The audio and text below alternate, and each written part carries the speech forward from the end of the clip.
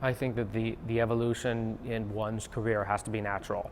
And I think that we also have to take a very careful and honest look at the profession. This is not an easy time to be a professional musician. It's probably never been easy, but this is one of the more challenging times. And what's demanded of our professional musicians, especially this next generation, will be more. And it will be a more diverse set of skills than we've ever needed before.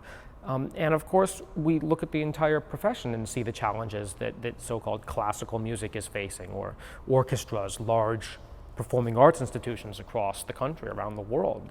It's a challenge. And I think that I've always thought to myself, and I've always thought for other people, this is a profession you should go into if you really can't do anything else. If you can see yourself being happy doing something else, you should probably do that, because you will only want to do music if you're doing it out of love for it. And another thing that I kind of say to myself as a sort of mantra is that the career is really just a byproduct of doing something that you care about.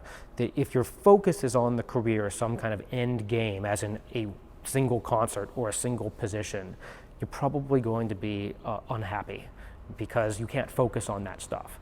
If you're doing it, I think, for the right reasons, just the love and the deep care for the entire institution of music, then things are probably going to work out. But that's a kind of like almost, I think, a sort of religious commitment that you're making to it. And I think it demands that, and it needs that kind of passion right now. And if you have that, then you're, by all means, please, you have to follow that.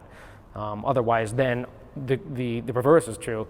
You'll never be happy if you're not doing that and you have that calling. I think you have to answer that.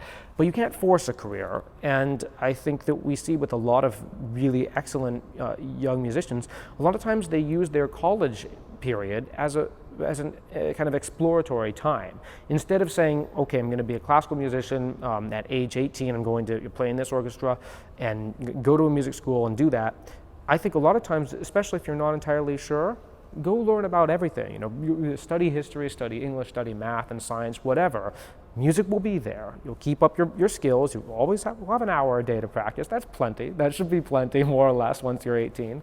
And then if you were unsure when you're 18 and then you're 22 and you graduate and you just cannot do anything else, music will be there waiting. So that's one of my suggestions.